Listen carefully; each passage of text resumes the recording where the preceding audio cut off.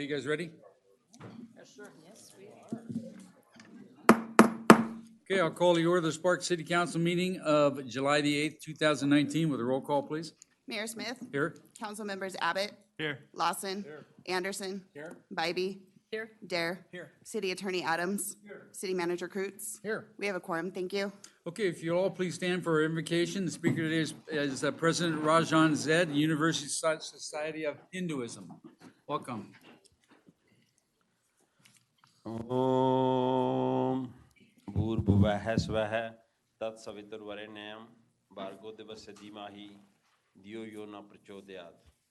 We meditate on the transcendental glory of the Deity Supreme, who is inside the heart of the earth, inside the life of the sky, and inside the soul of the heaven. May He stimulate and illuminate our minds. Astoma Sadgamya Tamsoma Jyotirgamya Mrityor Mamratam Gamya. Lead us from the unreal to the real. Lead us from darkness to light. Lead us from death to immortality. Tasmada Sakta Statam Karyam Karma Samachara Asakto Hyacharan Karma Paramapnoti Purusha Karma Nevahi Samsiddhi Mastita Jankadya Loka Sangreha Mevapi Sampashankar Tumrahasi. Strive constantly to serve the welfare of the world. By devotion to selfless, one attains the supreme goal of life. Do your work with the welfare of others always in mind. Om Saha Navavtu, Saha Nobanaktu, Saha Viryan Karva Bahai, Tejasvi Nava Dita Mastu, Ma Vidvisa Bahai. May we be protected together, may we be nourished together, may we work together with great vigor, may our study be enlightening, may no obstacle arise between us. Samniva Kuti, Samna Hirdhyaniva, Samnamastu Vomano, Yathava Susa Hasti. United your resolve, united your hearts, may your spirits be at one, that you may long together dwell in unity and concord. Om Shanti, Shanti, Shanti. Peace, peace, peace be unto all. Om. Thank you. Thank you. Thank you, Rajan. If you remain standing for the Pledge of Allegiance, please. Please join me in the pledge. Pledge allegiance to the flag of the United States of America and to the republic for which it stands, one nation, under God, indivisible, with liberty and justice for all. Thank you, sir.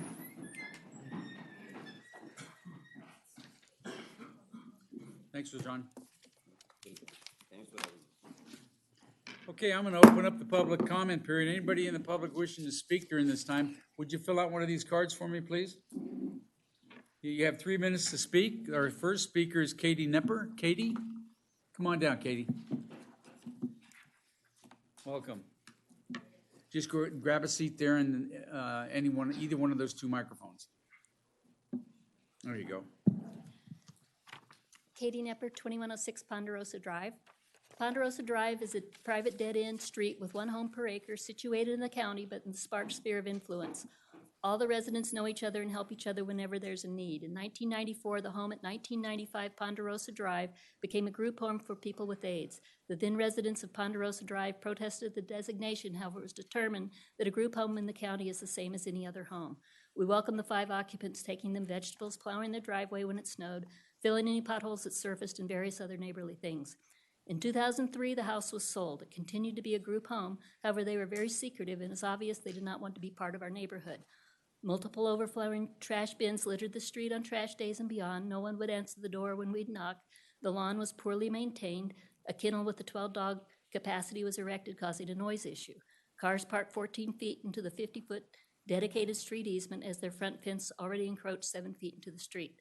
Shopping carts were left at the corner by some of the residents. Still, we tried to be good neighbors and continued to plow the snow and fill the potholes that became more prolific with all the traffic. Late summer of last year, many of the beautiful trees in the backyard were cut down to make way for a supersized septic tank. Concerned, we discovered the home was owned by Safe Embrace and met with John Etchemendy, executive director. He showed us plans for a 1925 square foot, 4-bedroom, 4-bath addition. We told him we're zoned single family, that this wasn't allowed, nor is it allowed by our CC&Rs, of which we gave him a copy. On September 18th, we talked to Karen Melby, Sparks Planning, and Allison McCormick, city attorney. They said it had county approval as a group home, and all they did was approve 4 extra bedrooms. It did not change the single-family designation, as there would only be 1 kitchen. Karen made it clear anyone could request extra bedrooms, including us. It did not change anything. In late October, we spoke with Bob Webb, Washoe County Planning Manager. He explained the county merely approved building and Sparks approved zoning and planning. He met with Sparks as he agreed with us the new addition did not fit. After this meeting, he assured us there could be no more than 10 occupants plus a caregiver, and if they exceeded this limit, the county would send a code enforcement officer to ensure it did not happen again. He also sent a code enforcement officer to inform Safe Embrace of this. On Monday, June 26, Safe Embrace was erecting a new fence in the road easement. We went to the county and Safe Embrace to prevent this from happening. We were successful. Jessica Cisneros, Executive Director of Safe Embrace, informed us at that time they had changed their business license from transitional housing less than 90 days to housing up to 1 year and been approved for 32 residents to occupy this property. Safe Embrace's website still shows no more than 90 days. We are zoned single-family residences. The Sparks use codes are to protect its citizens from inappropriate development and use. The property is inappropriate for reasons my husband will explain next. Thank you, Katie. Thank you.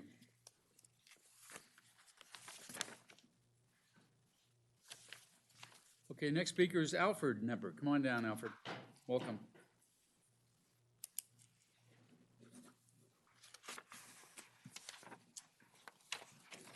My name is Alfred Nepper. I reside at 2106 Ponderosa Drive in Sparks. Neighborhoods with single-family residents are not meant to have 32 people occupying 4,066 square feet. It is inconceivable to us how 32 people can coexist in such cramped quarters with only one kitchen, 9 bedrooms, 6 bathrooms, and no common area large enough for everyone. Ponderosa Drive is a private drive maintained solely by the property owners. Safe Embrace has never made an effort to fill the potholes in the street, or even though they are responsible for the number and severity of them. We have done most of the street maintenance for the past 32 years, filling in potholes using our tractor and DG we have purchased.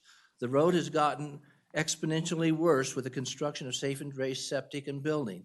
Many times, very large semi-trucks have gone to the end of the street only to discover they could not turn around, then back up, or worse yet, use our driveways to turn around. The increase in traffic has further deteriorated the street. 32 people plus staff making daily trips up and down Ponderosa will damage the street even further. The transient residents have no pride of ownership. The yard has not been properly or consistently maintained. No one picks up overflowing trash, which will only get worse with the added occupants. Shopping carts are periodically left at the corner. There's not enough room for parking. Greatly increasing the number of occupants will worsen the situation. We need full ingress and egress on our street to access our backyards. If people park up and down the street and in front of our houses and gates as they have in the past, this will cause an undue hardship for us as well as changing the ambience of the neighborhood. No one could possibly disagree that this property use does not fit our street. We understand that Safe Embrace has spent a lot of money. However, every step of the way, we have pointed out that the reasons this cannot comply, which have been consistently ignored. Rules and regulations are put in place for a reason. To disregard them is reprehensible. We know Safe Embrace has been allowed, we don't know why Safe Embrace has been allowed to continue and defy code despite ignorance or because of ignorance, incompetence, or something more sinister. Sparks has made great errors in the process. Proper planning and zoning is not to be circumvented because someone made a mistake or someone decided it was okay to sacrifice an entire neighborhood to a special interest group that clearly by code and all definitions does not belong. The facility is not allowed under city or county code. We are here today to demand you follow code and shut down this entity. We want the neighborhood back, and we will do whatever is necessary to that purpose. At the end of this meeting, during the public comment, we will continue on and cite the specific code instances. Thank you, Alfred. Mr. Manager, is this in the county or is it in our sphere of influence? Why is this here? Mayor Smith, it is in the unincorporated Washoe County, Okay. but it's my understanding it's inside our sphere of influence, so we do have some review responsibilities there. What I would ask is that you give me the opportunity to circle back with staff Okay. and see where things are. I heard a couple of things today that struck me as new information, at least to my ears. Okay. So I will do that and report back to you and the balance of the council just as quickly as I Absolutely. can. Thank you. Mr. Mayor, if I may interrupt just a second, we met with Mr. Driscoll and other staff, and some of them are, Mr. Driscoll's gone now, so we have not met with Mr. Okay, Driscoll. he'll- We did meet with staff Okay. over the previous months. This was sort of the last. Okay, Neil will get back to me on it and Thank you. we'll carry on from there. Thank Thanks. Leo Horashini. Leo, come on down. Welcome. Sir, Harishni, that's fine. How do you say it? Harishni. Okay. Horashini. Harishni. My name's Leo Harishni. I reside at 5216 Valley High Drive. I have a number of issues, but two specifically, one of which is addressed here with the handouts that I have.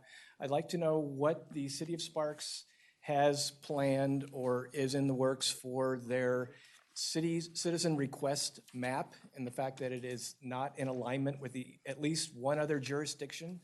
And so that when someone does make an effort to put in a request for service, you get bounced back between the two, in this one case, with two different locations that I personally have had to cope with and deal with, that the City of Sparks map says it's Washoe County's issue in the map that I have a problem with.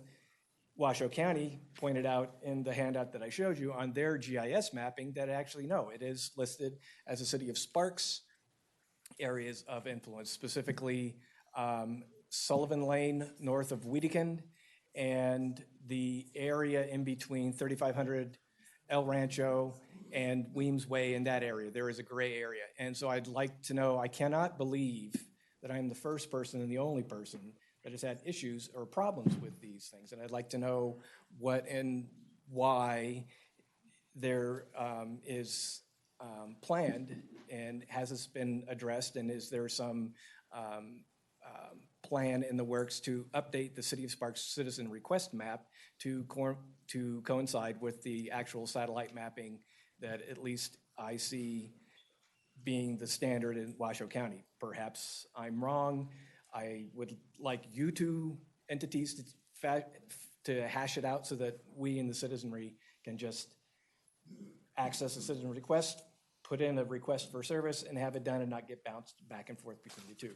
That's one. The only other thing that I would like to bring up now in this public comment is the fact that for the street sweeping and the road maintenance issues, I'd like to know if there's a policy for the street sweepers, at what point when they are obstructed from doing a roadside service, do they then put in and note the fact that they can't properly sweep the road? As a 10-plus year cycling commuter, having the roadsides clear and the bike lanes clear is more than just an aesthetic EPA dust suppression. It's my way of getting back and forth to work, and it is a safety and road hazard. And I don't have pictures, but there are numerous times when you can see the water mark from where the street sweeper came around, and if there's bushes, trees, branches, street sweeper will swing around, not clearing the roadside that they should be going through straight, and it's never addressed. I think that I would like to think that there is a policy for the street sweepers when they go through and they can't properly sweep the roadside, that they then put in, however, a request to the other department to have that situation remedied so the road can be properly swept all the way to the roadside. So that's it for now. Okay. Thank you very Leo. much. Thank you.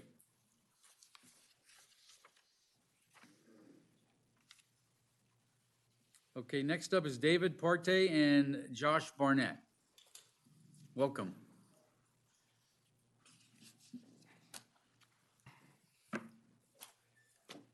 Hello, my name is Josh Barnett. This is David Partai. We're both black belts from Evolution Martial Arts Academy. We're here to inform everybody about our community project that we are doing. This fun run is for the YES initiative, the Youth Empowerment Services Initiative, which helps kids that don't have enough money to do sports or anything of that nature. It helps them be able to get scholarships for that. And our intention group, which is the name of our black belt test this year, he's going for his 3rd degree. I'm going for my 2nd degree. And The run is on July 27th at 8:30 a.m. at Wedekind Park, which is by Sprouts off of Disc. And we will be accepting minimum donation of $10, and we will still accept donations if anybody's not able to show up. There are 3 runs. There's an easy, medium, and a hard run. Is there a website or a phone number that you can put out that they can get a hold of you? the Evolution home phone thing, it's on their website page. Evolution? Evolution, yes. Okay. Okay. Anything else? Is this the first run you've had? Yes. Okay. Well, good luck with it. Thank you, and I hope you get a big turnout. Thank you. Thank you. Thank you.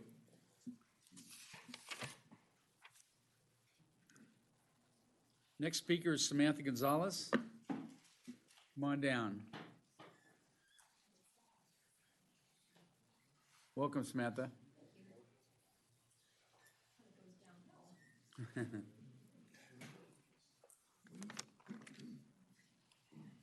Thank you for having us and giving us this opportunity. I'm here to talk about the opposition to the building permit that was issued at 1995 Ponderosa Drive. And I'm here more to tell you my personal opinion about it, mostly as a mom. These homes are all on 1 acre. We were so excited 19 years ago to buy a brick home on an acre, fully landscaped with beautiful homes on the street. And we now have this monstrosity down the street.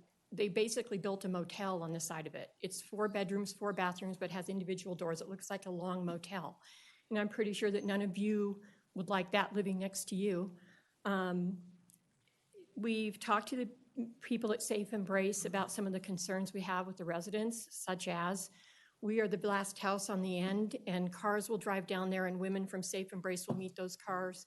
We've had verbal altercations, the people in the car and the resident. And then my husband will walk out and then the car will drive off. The women meet men around the corner. It's just not a good situation, but the police involvement with police with drawn guns there, when I have 2 children who haven't been able to ride their bike down the street in the last 3 years because of it, it's just become just problematic and it keeps increasing.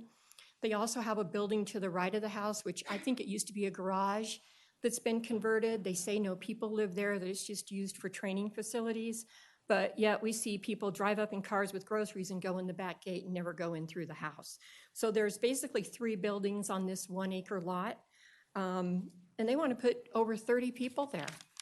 And I think the other thing that we're a bit concerned about is that as neighbors, we were never noticed about any of this. And no matter who we call, we get shut down, that, you know, it's just, oh, well. But I would guess that each and every one of you, if this was going on next to you in a single family residence, I think that you'd have concerns with it too. You know, we lived through the Sparks Middle School shooting and we had some trauma from that, and now to see police with guns down our street, we don't want that in our neighborhood. We have a beautiful street, beautiful neighbors, and we just want it to continue like that. So we hope that you'll do some research as the city manager suggested and, you know, fix it. Thank you. Thank you, Samantha. So just add that to the list, would you, Neil? Thank you. Is it the Sparks Police that responds, or is it the county sheriff? Well, it's in the county, so maybe the county sheriff. Okay. Sometimes the Sparks Police will come, but generally we wait for the sheriff. Okay. Okay, Nora Constantino. Come on down, Nora. Welcome. Thanks. I'm here to speak about the same property at 1995 Ponderosa Drive, and I just have a few questions for you and a comment. Do any of you have 30-plus people living in a house on your street? Do any of you have a neighbor that uses their front yard as a parking lot with a minimum, 3 to 5, sometimes 10 cars in their parking lot? I know, and I'm sure you're aware, of the risk for law enforcement when they respond to domestic violence and the risk of an altercation, death by cop, or the police officers themselves are shot. Would you like to have that at your street? I don't think so. So, especially when there's 30-plus people living in that home, the risk of domestic violence is going to go up. Although I agree, these women are domestic violence survivors, and I applaud, but this is not the place for this facility. So what I would like the city of Sparks to do is, as a city, you've made multiple mistakes in issuing your permits, and I would like you to demonstrate some leadership and fix it. Thank you. Thank you, Nora. George Emery. Come on down, George. Thank you, Mr. Mayor, members of council, staff members. I come today with a little bit of a different perspective and to offer a note of thanks, actually several notes of thanks to council, the administration, Mr. Martini up there in the corner, Mr. Kreutz, and Ron Corman. I doubt that Ron is here today, but if he is, thank you also to Ron. The first one is to our third ward alderman, Paul Anderson, who did something that is perhaps being done by all the other ward members. I have council members, I'm not sure, but June 12, we had a walk around in the DeAndrea Community Association. I preside over that group at the current time. And can you imagine the gentleman with the bow tie and long sleeve blue shirt? I don't know if he changes the shirt or not. Mr. Martini also well-dressed, well-heeled. We walked the power lines behind the Modena Drive area. We were looking at tunnels and various other locations. Actually looked at the infrastructure, all of which, of course, is a concern ongoing to all of us in our communities and certainly to the DCA. So I would thank you very much for that. Those are ongoing dialogues. We've had great progress. Thank you also to the city for closing the gates on the tunnels. That's been a concern. It's been done. We got a couple that we're still looking at, and we'll take care of that as well, and thank you for that. The second thank you actually is for the city indeed to have accomplished that, because we talked about that last March. That's an important issue in terms of safety, access. There's a variety of different issues related to those gates and the purposes that they serve, and we understand that, and we're working with the city to better understand that. So thank you. Also to the fire marshal's office, the city, for the creation of the defensible space around the homes that border the golf course. All of the things that used to house the quail, those bushes have been gone, and that eliminates some 25 to 30 feet of dry tinder from the front of many of our homes on the golf course. Excuse me.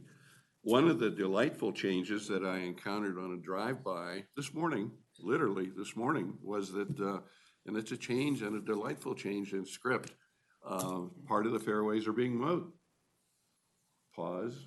I don't know who's responsible for that. I do know that the city, the council advised legal office, Mr. Adams and his folks to continue to pursue that particular issue. I am sure they've done that, and we have great respect for the diligence that they must undertake in pursuing any level of legal issue. Nonetheless, the dry tinder and part of it looks like a hayfield from an old farm boy, from what I could see. It's all been mowed, at least part of it. We encourage that to continue and finish that job up, and look forward very much for the collaboration between and among our communities, most specifically here, of course, from the DCA. And in the last 15 or 20 nanoseconds, a blatant advertisement. This is the Dragon Boat Race. The City of Sparks does sponsor that. It's over at the marina every year in August. Your museum, our museum, City of Sparks, on the 18th has an artist reception for those who are putting those paddles together. If you look online, just look for Dragon Boats. You're all familiar with it. Many of you probably go to that event. It's hot, it's fun, there's hot dogs, and that's an advertisement, but it is for charitable organizations, nonprofits, and we thank you also for that. So as I said to Mr. Mayor before I came in here to the meeting and sat down, this is a note of thanks, and thanks to you all.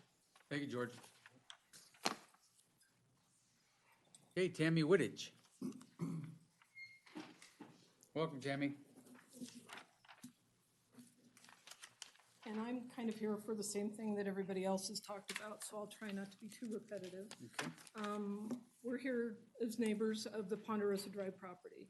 And we just want to make the council aware that there's been a change, from what we can tell, there's been a change in the zoning at 1995 Ponderosa Drive from a single family to a multifamily. We feel that this was done without proper or legal notifications. We were never notified or included in any discussions of this change that was made to our neighborhood. We are now hearing that the location will be housing up to 32 residents, which we all feel is not acceptable in a single-family neighborhood.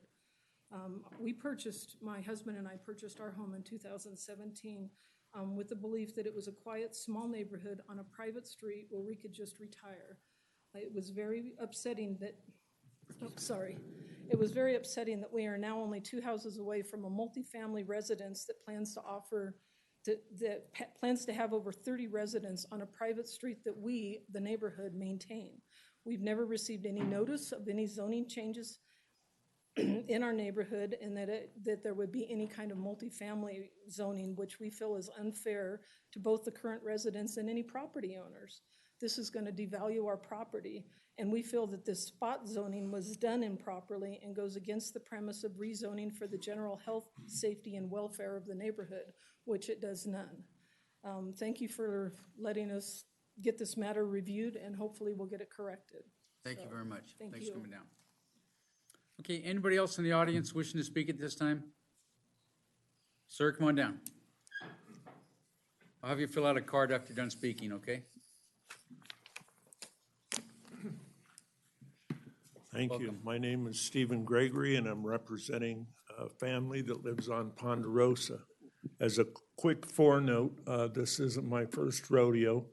I'm 7th generation from here.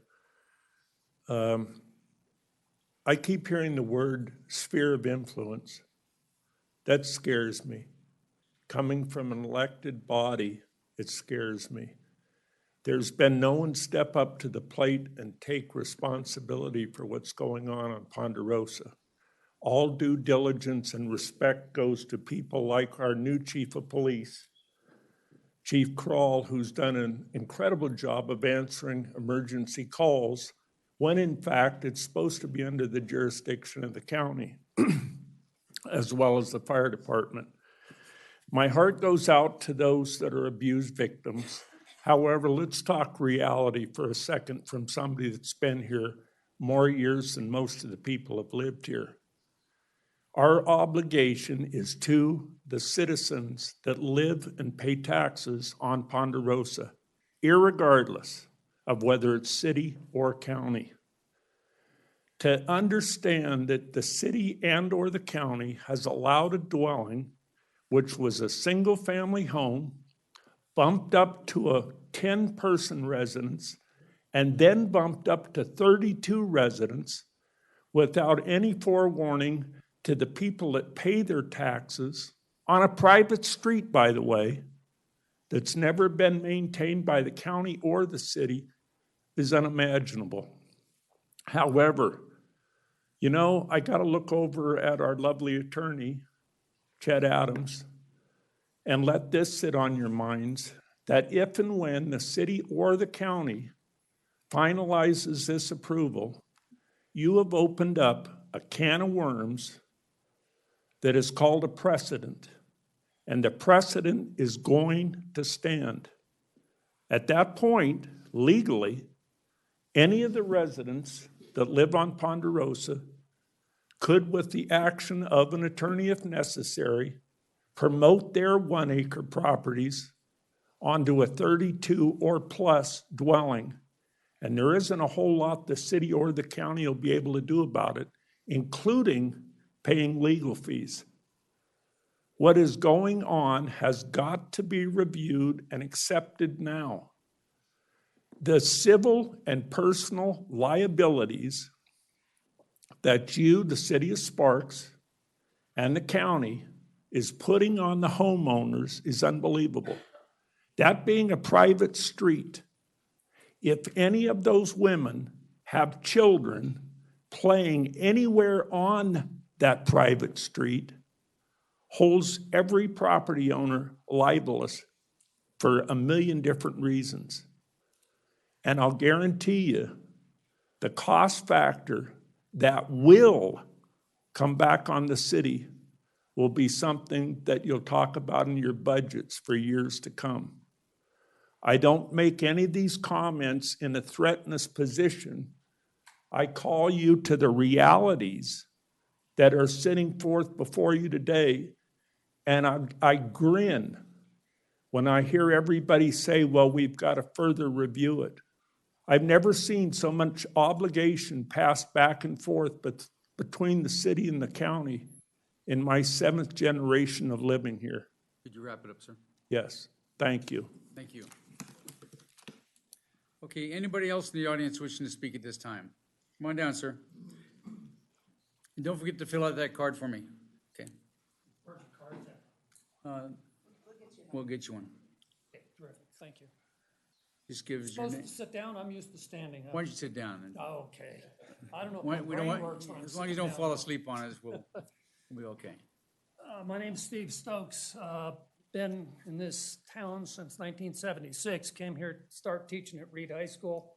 Taught for the district for 38 years. I live on Ponderosa Drive. I was involved more or less with the shooting at Sparks Junior High. There were 4 kids running down the street that morning as I was getting ready to go to work. I recognized they shouldn't be there. I took them into my home, took care of them until we get the police there. With 32 people coming into the neighborhood where you don't know who's who and they rotate through, how are we as citizens on that street that work with each other to protect each other, keep things going properly, how are we supposed to know who's who? How do we know whether we call the police on them because they're cruising the street? I've had several confrontations with people from that house when there's only 10 of them, 10 people there. This whole situation is putting us, I think, in a precarious situation. And I think it's wrong, because I've been there for a while and nobody ever notified me that they were going to start moving in people like that. So I would really request that you guys do something about this, because it is absolutely wrong. Again, put yourself in a position where all of a sudden somebody in your neighborhood on a private road comes in and has 32 people in one house. And I'll tell you, the shopping carts that get parked at the end, the trash that builds up, blows down the street, they have no vested interest in keeping up their place at all. They have no vested interest in anything on that street. And that's being put on us, and that is wrong, dead wrong. Thank you. Thank you, sir. Anybody else in the audience wishing to speak? Okay, seeing none, we'll bring it back to the council.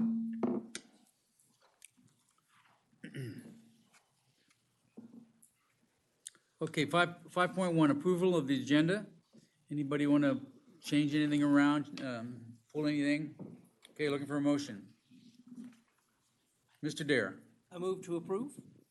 You have a motion to approve. Looking for a second. Mr. Anderson? Second the motion. I have a motion and a second. Any further discussion? Seeing none, please vote.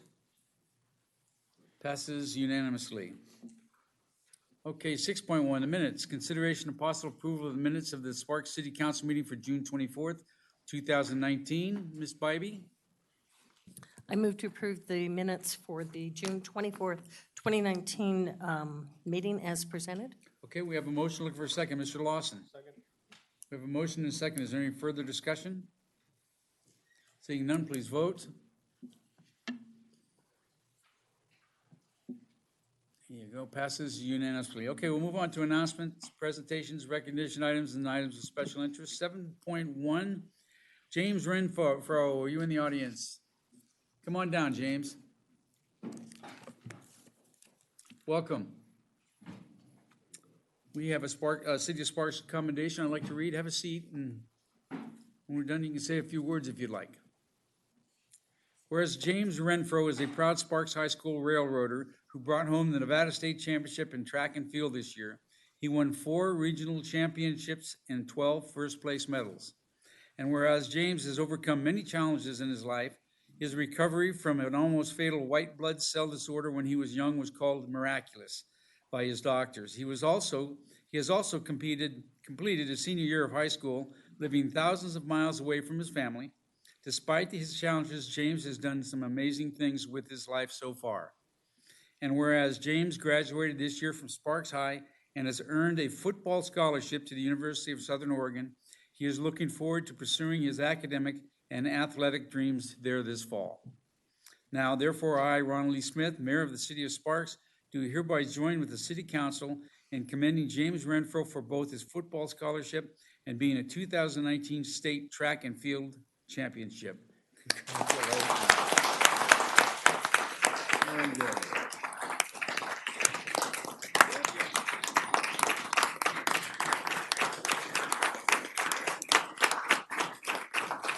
James, if you'd say a few words, and I'll come down and take a picture.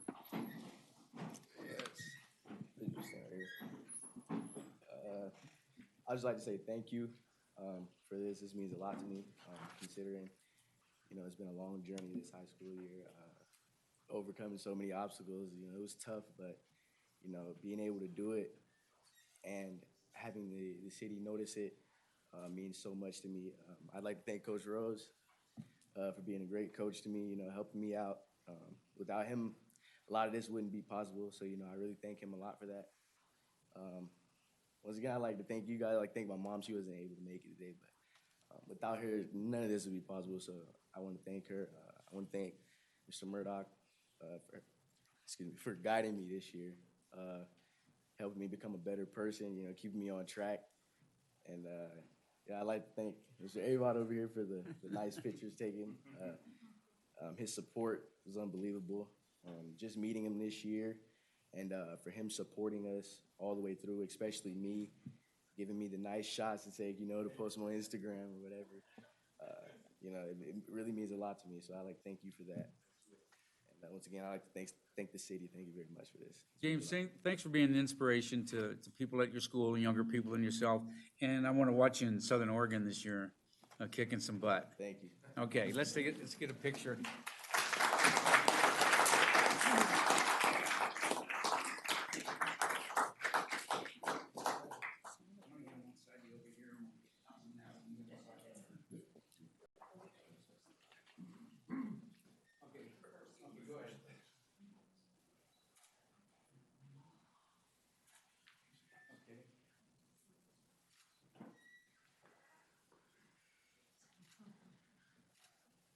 Coach, did you want to come up and get a picture with James? What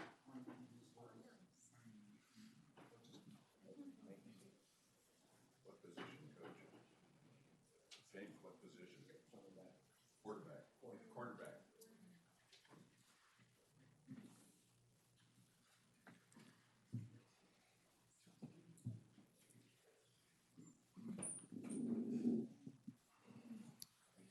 Good job, James.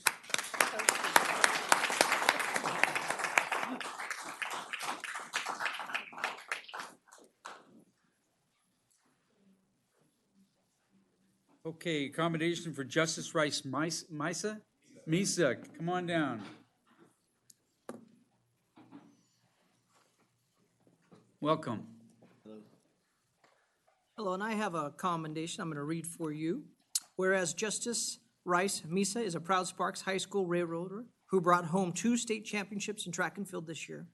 And whereas Justice dominated much of the region in shot put and discus throws this year as a junior, helping the track team by earning a total of 144 points this season. He is also a member of the Railroad varsity football team and earned first team all-region honors last year as a tight end. Whereas Justice contributes to his desire to work strong and his focus on bettering his life to the support he's received from his parents, Shauna Rice and Morris Misa. His older brother, Julius, is a great role model and was also a student athlete at Sparks High School. And whereas Justice understands how important it is to put the work in during the off season and to keep improving year-round, he sets goals and continues to work toward them every day. And now, therefore, Ron E. Smith, our mayor of City of Sparks, do hereby join with the City Council commending Justice Rice Misa for both his football accomplishments and being a 2019 state track and field championship.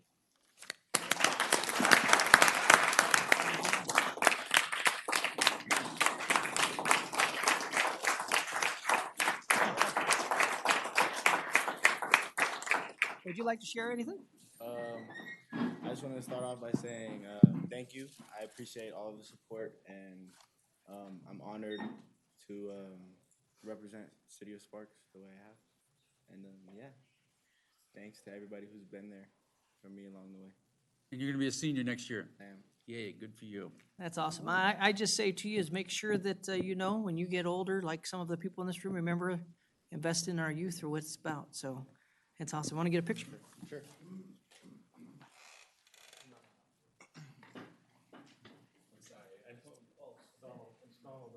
It's not that day.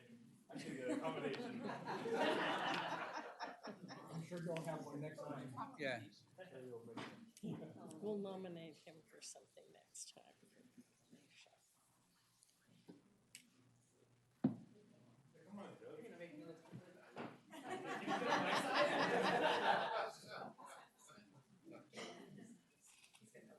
Yeah, it's a tight end. No, Coach.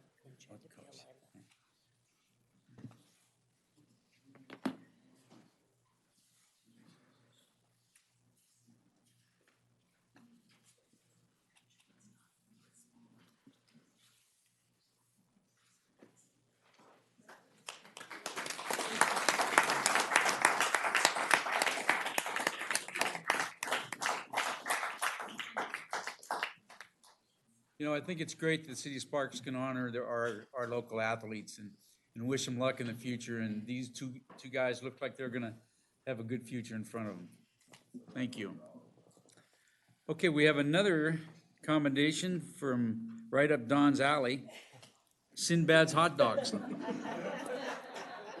He's going to give, what's the guy's name, Johnny? Johnny Chestnut? Joey Chestnut. Joey Chestnut. He just won, too. He did. Hot dogs are my favorite food. I will admit to that. He ate 71 hot dogs in 10 minutes this year. Can you beat that? No, you can do that in a year. So, perfect. So we have, whereas Sinbad's Hot Dogs has been a staple in the Sparks community for the last 40 years. Hot dogs are one of America's favorite and most patriotic foods. July is National Hot Dog Month, which is why we're here doing it in July, and it's celebrated across the country. What makes Sinbad's unique is the all-beef hot dog in a natural casing, which makes it a snappy dog, along with the steaming process that has been mastered over the years for a true flavor that you can't replicate. And whereas Christine Maioli is not new to the restaurant business in the Sparks area, she started her career at the Applebee's Grill and Bar on Prater Way, earning a long-term management position. She then became manager of the Bully Sports Bar and was instrumental in opening 6 additional stores, soon becoming their district manager. She purchased Sinbad's from Michael and Claudine Champ in 2006 and continued to build relationships with the customers that she now likes to call family. And whereas Sinbad's Hot Dogs was able to withstand the Great Recession due to their loyal fan base, there was worry on the block when Mervyn's closed that the shopping center would dry up. That was not the case due to the generations of customers who continued to support Sinbad's, the home of the steamin' weenie. Her customers come from all around and always make the stop in Sparks when they are in town. In addition to the many supporters of Sinbad's, the National Hot Dog and Sausage Council also officially recognizes Sinbad's as true wiener warriors. And with that, they did give us some shirts, and they do say, Wiener Warriors is a legitimate thing. So you want to say a few words, Christine, and then we can take a photo. Yeah, thank you. I just want to thank you for acknowledging Sinbad's, and I'm super blessed to be able to continue Sinbad's and its 40th anniversary of being in the same location in the city of Sparks. It's a true family. It's amazing how many people have been coming there for years and years and years, and they bring their kids, and I know everybody by name and what they have, and it's really fun. So thank you very much for everybody for acknowledging us and actually being customers too, because I see a few of you in there. Thank you. Thank you.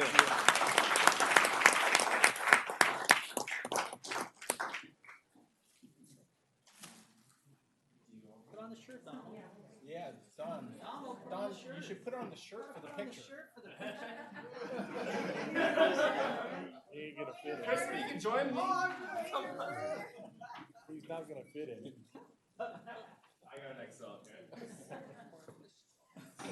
2X is short.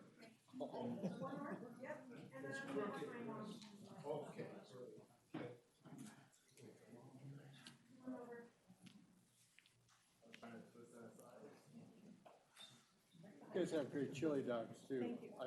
Under years. unannounced. Oh, thank you. They're great.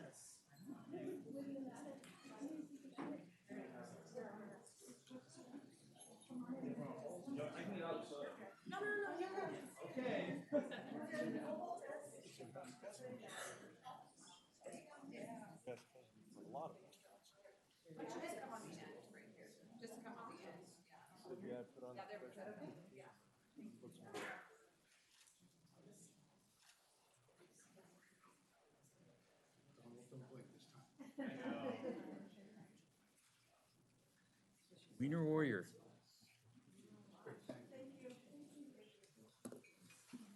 Thanks for having your business in Sparks. Thank you. See you in a doll every day.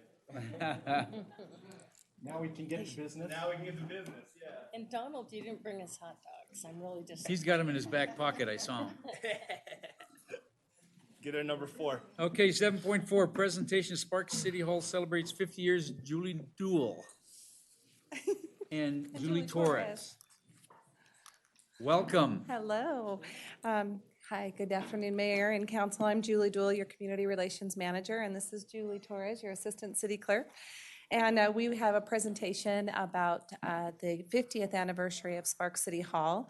So a while back, Julie was going through some of our old files in the vault, which is here somewhere in the Legislative Building. She found a reel-to-reel audio tape that had audio of our previous city leaders talking about the dedication of Sparks City Hall. So we were pretty excited about that and found out that it was actually the same day that man landed on the moon for the first day, so July 20th, 1969. So what she found was truly a gem, and the audio was of a very reverent ceremony, about an hour and a half long. And in that, I've taken it and cut it down to about 3 minutes. So we wanted to show you the video. And I think that's that one right there. Our Honorable Chester S. Christensen, former mayor of the city of Sparks, who will sing the Star-Spangled Banner. For the land of the free and the home of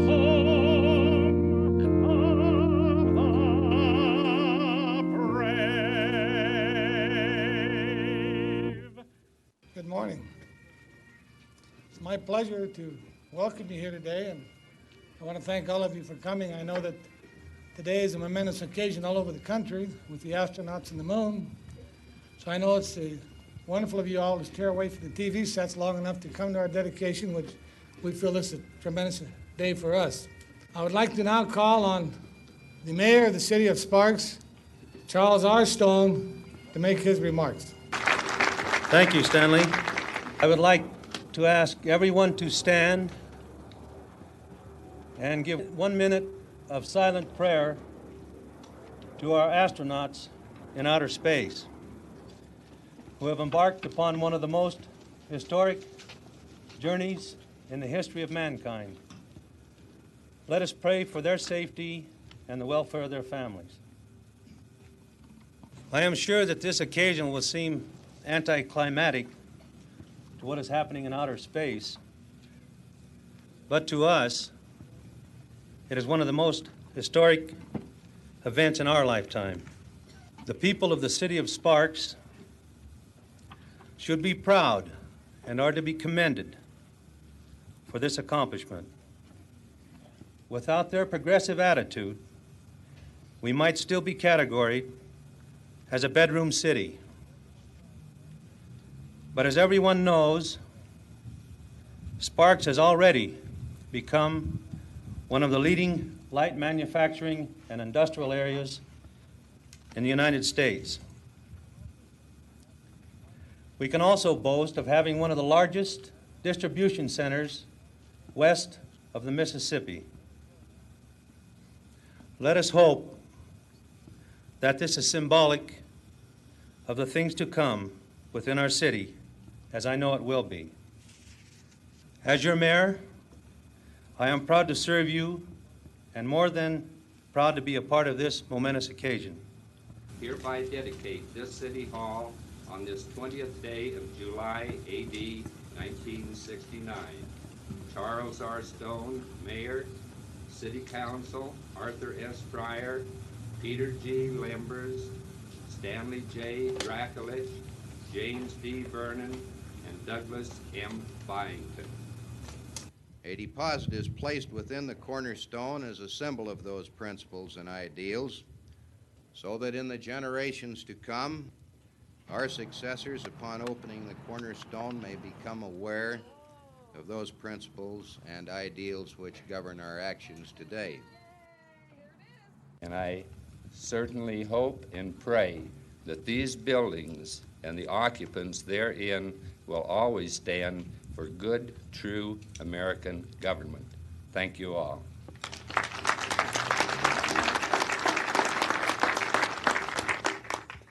So we thought that the story was pretty cool that we found the audio tape and going back in time, but as I was sitting there listening to it, I realized that we had a Cornerstone time capsule somewhere at the City of Sparks. And so we started looking around, we wandered around, and we found the time capsule. So we thought about doing a ceremony, and then we thought, well, what if there's nothing back there? So we thought we better look first.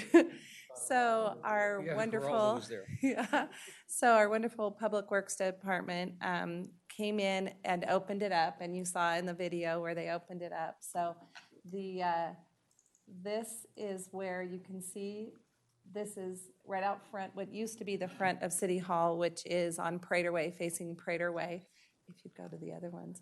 So we noticed that they were putting things inside of there, so we were pretty excited about that. And you can go to the other file that has the opening, go back and go to that one. So we had them open it, and it was pretty exciting. We were really excited. Now, unfortunately, some of the items, or all of the items, are pretty waterlogged, and I think Julie will tell you kind of what we're going to be doing about that. But the exciting part was that it was there, and that we would have never known about it had Julie not found the audio tape in our archives. Thanks for having us. They are pretty waterlogged. There's some pretty interesting little trinkets in there. The original deed to the property. Yeah, so there was an invitation for the dedication ceremony, the original deed for the land sale that was, the city bought 4.5 acres, formerly Burgess Field, in 1936 for $1,314. There's a pen that was used. Still making payments on it. There's a pen in there that Mayor Stone used to sign the construction contract. There's a biography of Governor John Sparks, the official document seal of the City of Sparks, an enameled metal City of Sparks seal, and a desk-sized City of Sparks flag, in addition to some newspapers from the Sparks Tribune, the Nevada State Journal, and the Reno Evening Gazette. So I thought that was pretty cool. So they are very waterlogged, unfortunately, but we, from instinct, we froze them. So we put them in the freezer to preserve them for what they are right now. And I called Nevada State Archives, and they are going to look at them for us. They have a lot more experience with those type of things. I'm hoping they can salvage something from it, but as it is right now, we're just going to leave them frozen in the box until we can get them to Carson City. Yeah. And then a couple other exciting facts that we found out was Paul Laxalt was our governor, Edward Fike was the lieutenant governor, and he spoke at the ceremony, and John Brooks was our Sparks city manager. And I also wanted to just extend another thank you to Ron Corman and Larry Colstrip for opening the Cornerstone for us. It was not an easy task. So, and that concludes our presentation, and we're happy to answer any questions. Pretty cool stuff. It's happening here in Sparks. I mean, we don't even know what's happening. And it's happening. And it's happening, right? Yeah. No, thanks for, Julie, thanks for going through those. Is it where you take your naps? Is that what you found? It is. That's where I take my naps. Okay, good. There is one cool picture I wish we would have, I can get it out to you. Mayor Martini used to tell us that he played baseball on this lot. I'm sure you guys have all heard that story. And in one of the pictures of the construction, you can see the baseball dugout, and it's pretty heartwarming to see that, so. You know, another little tidbit, my wife's great-grandfather is Seth Burgess. It was named after him. He was Oh. mayor and a council member for Sparks. I didn't know that when I decided to run, so, That's awesome. you know, what do they say, ignorance is bliss? Anybody else? Thank you so much for Thank you. for this. Welcome. Thank you. Thank you. The bliss, yeah. Okay, 7.5 is Parks and Recreation Month. Tracy, you gonna come on down? Seems like we're always having Parks and Rec Month, aren't we? They deserve it. I know. We should have a week. Oh. Chris is in a tie. Okay, whereas Parks.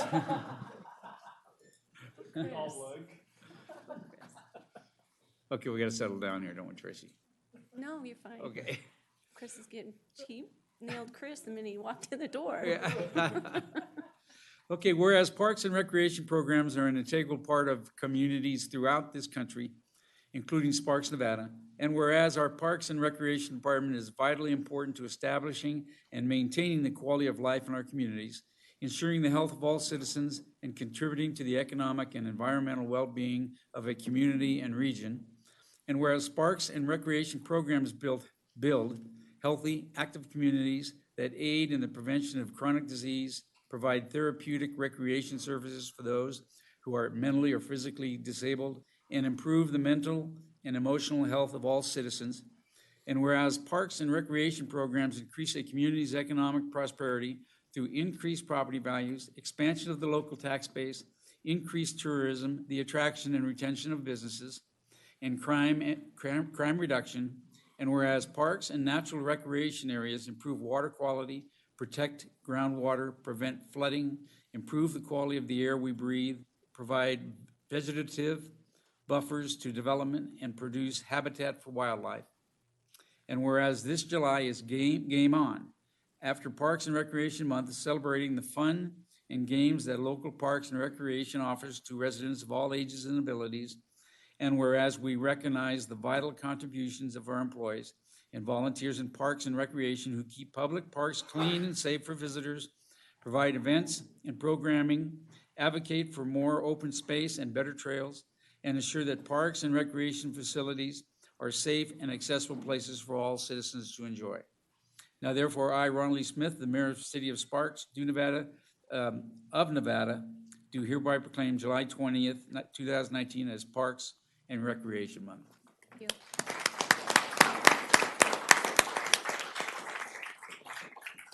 Please say a few words. Good afternoon, Mayor Smith and council members. Thank you. Tracy Dominguez, Parks and Recreation Director. Each year, July is proclaimed as Parks and Recreation Month through the National Parks and Recreation Association. And each year it's a different theme. So this year's theme is Game On. Trying to encourage people to get out, lace up their shoes, go to their local park, or maybe even visit a new park that you didn't know we had. We do have up to 50 parks in Sparks, and do some family activities there. So this is, I appreciate your time to acknowledge what we do and to remind people of the benefits that Parks and Recreation provides to our community. Thank you, Tracy. Thank you.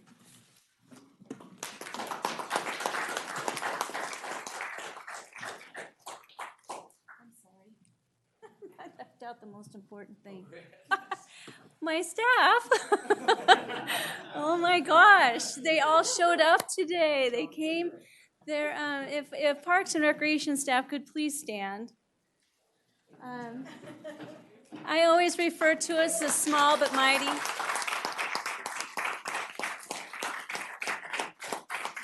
Chris is not standing up, so he's.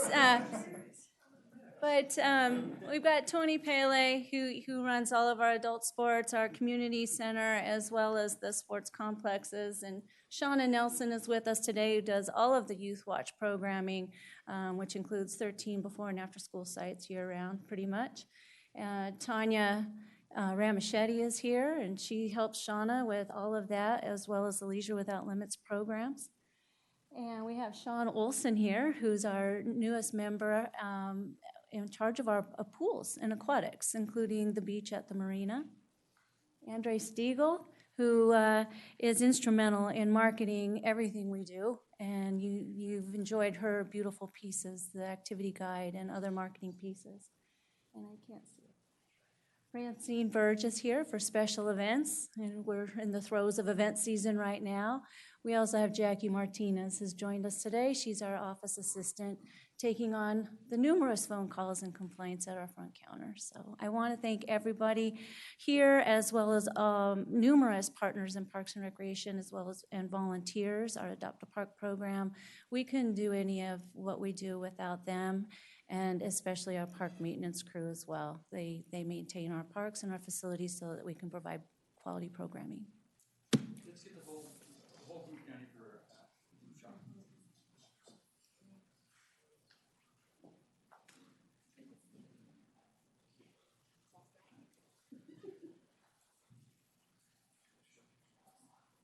I'm not very tall, but you're short,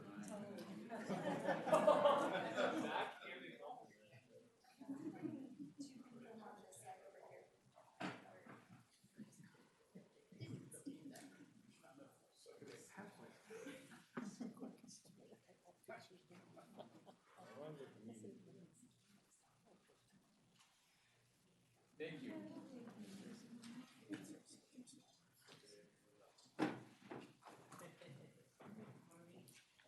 I was making fun of that, actually. Oh, yeah.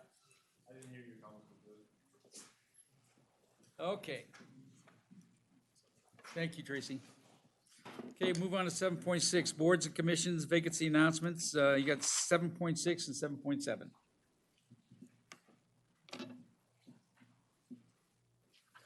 7.6 is a mistake, actually, where for the Civil Service Commission, we actually do now have a full boat of positions there, so that one shouldn't have appeared on the agenda, so our mistake there. The second one, though, 7.7, is for the Sierra Arts Foundation Board of Trustees. We're looking for one member to serve a one-year term. And persons interested in serving on that committee should complete a community service application available through the city clerk's office.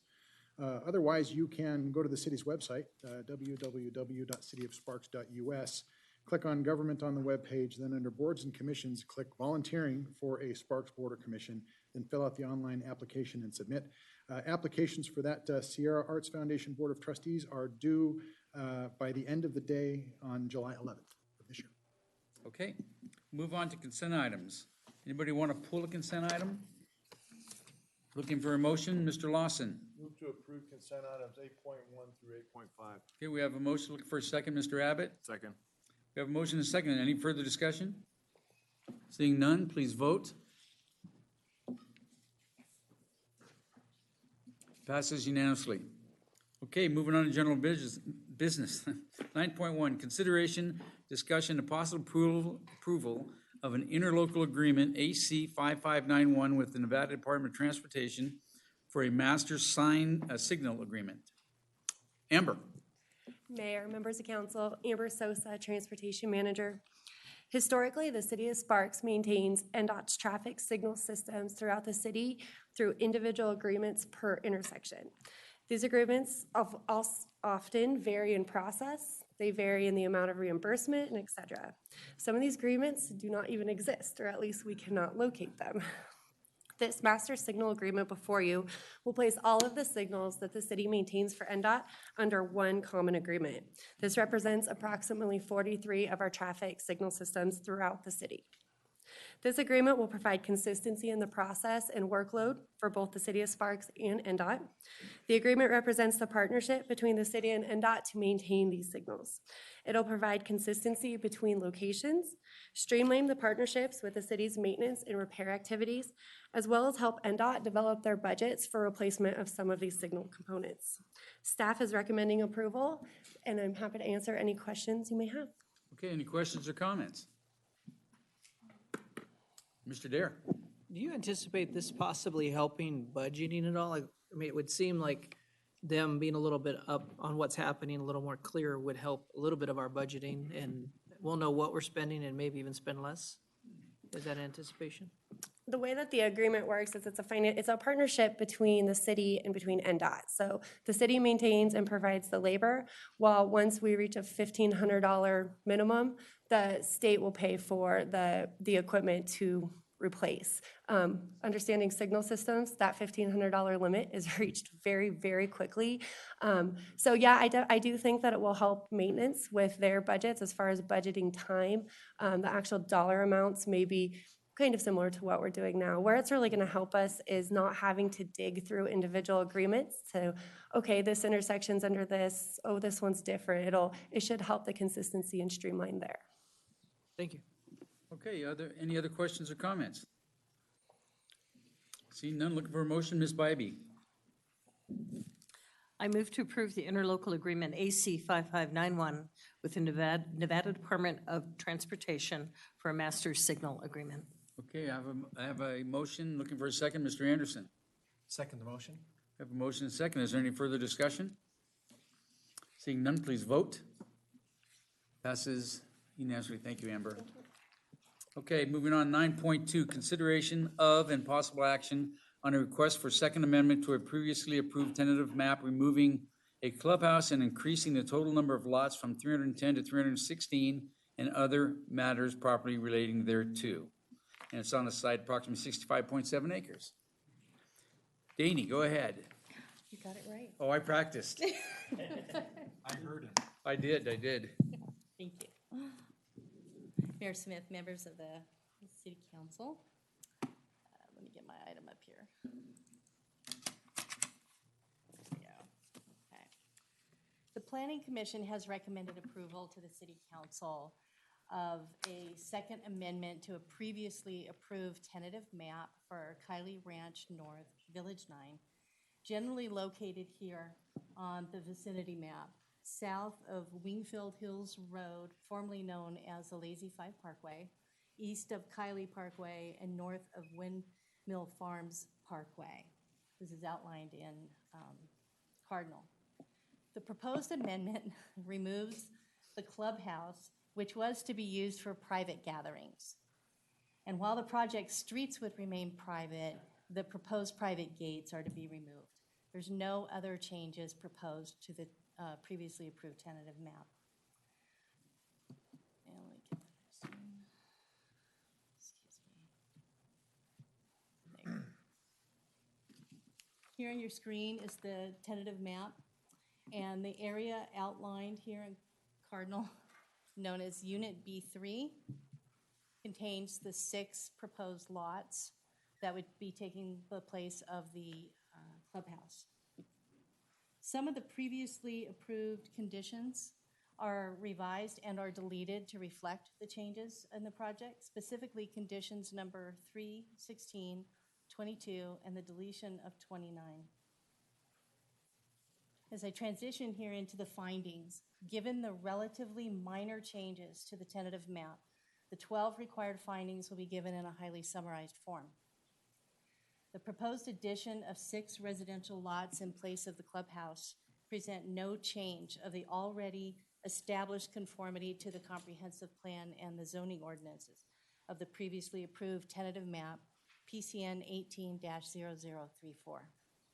Nor does it impact conformity of the approved tentative map's existing street design to the city's master plan of streets and highways.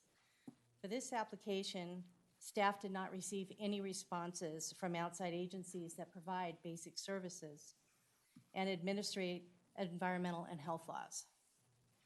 Previous comments received as a part of the previously approved tentative map are addressed in the conditions of approval of this amendment.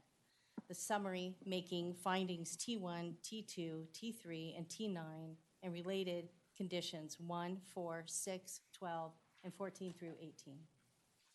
The water rights needed to serve the project are in place or will be dedicated on the final map.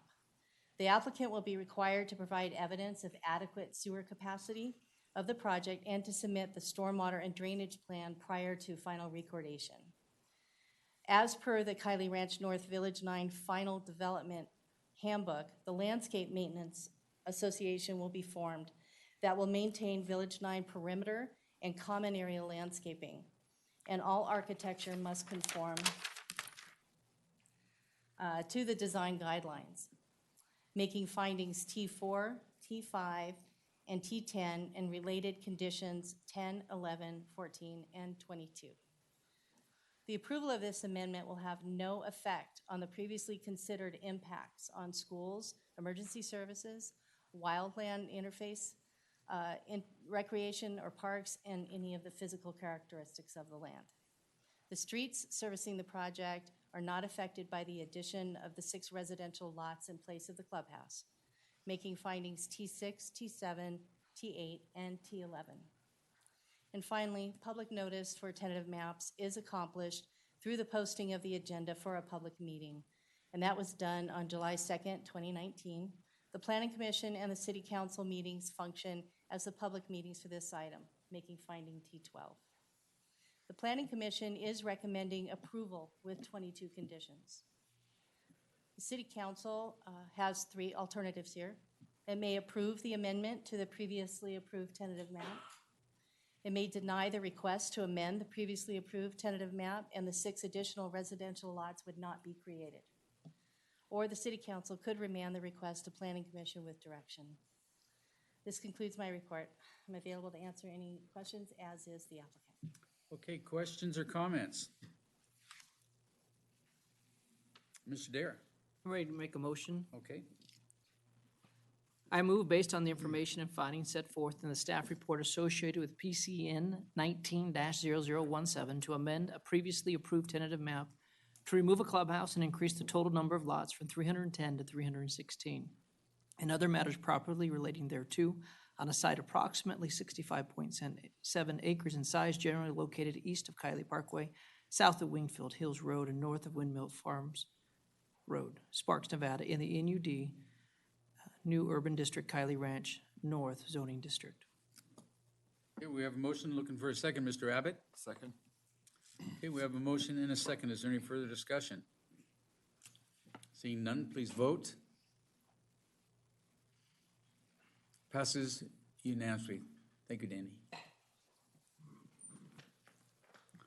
Okay, number 10, we do not have any public hearing and action items unrelated to planning and zoning. Number 11, we do not have any planning or zoning public hearings and action items. We'll move to public comment. I do have 2 cards for public comment. Anybody else wishing to speak, please fill out one of the cards. First speaker is Katie Nepper. Come on down, Katie. You changed up on me, didn't you? Yeah. Okay, Alfred, come on down. Thank you for indulging us. That's all right. Again, welcome. Again, Alfred Nepper, reside at 2106 Ponderosa Drive in Sparks. As stated before, this is about the 1995 Ponderosa Drive facility. On March 8th, 2018, Sparks Planning approved and forwarded to the Washoe County Building Department a permit application to expand from 2,131 square feet with 5 bedrooms and 10 less persons to build an addition of 1,925 square feet with 4 bedrooms and 4 baths for a total of 9 bedrooms with 18 or more persons. This application was eventually approved without the notification or knowledge of any of the current Ponderosa Drive residents, and construction was started, currently completed, with a new license apparently issued for 32 residents. The Sparks Code use table shows what zoning use is allowed and who can approve permits for use of that use in a zone. Safe Embrace's use of the property is defined in the code in multiple areas, specifically under the heading of government, nonprofit, social assistance, welfare, and charitable services as Part 2, housing services including short-term emergency shelter for victims of domestic violence, sexual assault, and child abuse. The code definition is repeated almost word for word by Safe Embrace on their website. They state, Safe Embrace offers safe, temporary housing for victims of domestic violence and sexual abuse, their children, and pets. The use table shows that this facility is not allowed in any type of residentially zoned area, period. Not allowed, yet staff approved it. The effect of the zoning went from single family, this is part 2, single family to no more than 10, to multifamily, 18 and now 32, and was approved by staff without review by the Sparks nor the Washoe County Planning Commission as procedure requires. The Safe Embrace, number 3, the Safe Embrace former executive director states on their website that in 2017, They intended to expand from 15 to 31 beds, so they have been previously operating illegally as a multifamily facility, 15 beds. The county says 10 or less. So they have been obviously operating illegally for some time. This is also documented in the county building department initial review of their permit application on 3/6/18. Safe Embrace has been illegally operating for single-family residence in violation of the county's definition of a group home of 10 or less. The code section addressing non-conforming properties, that's a grandfathering clause, states, this chapter does not excuse, authorize, or legitimize uses in violation of any previous zoning. These uses are not legally non-conforming, but instead remain unlawful and subject to all requirements of this table, including enforcement provisions and any other applicable law. My wife will continue. Thanks, Alfred. Now it's Katie. Now, Katie. We try to make these 3 minutes each. We try not to talk too fast. Okay. To wrap up, and from where he went, the section just referred to states, the city finds that nonconformities that adversely affect the orderly development and value of other property in the neighborhood or district should not continue unless restricted. In addition, even if they were nonconforming, it goes on to say, a nonconforming use shall not be extended or enlarged by more than 10% of the area lawfully occupied by the nonconforming use as of the date on which it became nonconforming, except by conditional use permit. The area of the facility went from 2131 square feet to 4066 square feet, an increase of 90%. It would have needed commission, not staff approval. Conclusion, unknown to us, Safe Embrace has been secretly operating illegally. Very clearly per code, they cannot be grandfathered. Very clearly per code, they are not allowed at all in Sparks in single or multifamily residential zoning, no matter how many occupants they have. These multiple failures to follow Sparks code procedures and city and council policy must be addressed. The Ponderosa homeowners are here today in force to ensure Sparks honors their code and the facility is not allowed to remain on our street, period. Then my husband spent many hours researching this. We're not lawyers, anything. We went from scratch. We have a packet with all the relevant codes and definitions, city, county, and state, which is about this thick, which we'd be happy to give you a copy of if you think it would be helpful. And we would also like to meet with you prior to your meeting with planning, whom we've learned to mistrust, unfortunately. And the last thing I have is, we really appreciate Julie, who I called right before this meeting. She not only answered the questions I had, she answered the questions I should have had and didn't. And she was very helpful. She wasn't condescending. She gave us all the information. She gave us the link. She was absolutely fantastic. Thank you, Julie. And that's all I have. Thank you, Katie. Thank you guys so much. And the city manager will make sure he gets a hold of you or has somebody get a hold of you so we can talk about this. Anybody else in the audience wishing to speak at this time? Okay, seeing none, we'll bring it back to the council for comments from the mayor, city council, city manager. Anybody wishing to make a comment, or Ms. Bybee? I just had one announcement to make that I'm hoping a lot of you are coming on Thursday night. We have Celebrating Art Town. The Nugget is sponsoring Ruthie Foster, and it's a free concert in our brand new Nugget Event Center. If you haven't been there, it's spectacular, and it's an opportunity for the community to go out and enjoy the new event center. The tickets are at the Nugget, and I believe they distributed them last weekend, but I think they are available the day of the concert at the Nugget. You could find that online, Art Town. It's under Art Town's the whole calendar for the month, but she is gospel, blues, jazz singer, and it should be a spectacular night. So I would encourage you to spread the word, bring your family and friends, come enjoy the venue and support Art Town, and a big thank you to the Nugget for their community involvement. The Marnell family and the Nugget have been spectacular, and the venue is great. So come on out and enjoy our downtown Victorian Square district. Mr. Kreutz. Just wanted to take this opportunity to remind the council and the audience that we will not be having a second meeting this month. Normally, it would be July 22nd, but we're going to take a short summer break, and our next city council meeting will be Monday, August 12th. Okay, Mr. Dare. I'd like to say happy birthday to Mayor Ron Smith, who is getting younger in a couple weeks here, so Thank check you. it out. Yeah, Thank you. I'd sing for you. No, don't do it. Don't do it. Thank you, Mr. Dare. Okay, any other comments from the council? Well, then, guess what? What? Without objection, we are adjourned. Okay, council, don't go anywhere. I'd like to call to order the, I'd like to call to order the Sparks Redevelopment Agency meeting of July 8th, 2019 with a roll call. Chairperson Bybee. Here. Agency members Abbott. Thank you. Lawson. Thank you. Anderson. Here. Smith. Here. Dare. Here. Chief Legal Officer Adams. Chief Administrative Officer Croots. Here. We have a quorum. Thank you. Thank you, Madam Clerk. Item number 3, public comment. Do I have any public comment? Seeing none, move on to item 4, agenda. Approval of the agenda for possible action. Agency Member Dare. Move to approve. Do I have a second? Agency Member Abbott. Second. I have a motion and a second. Any discussion? Please vote.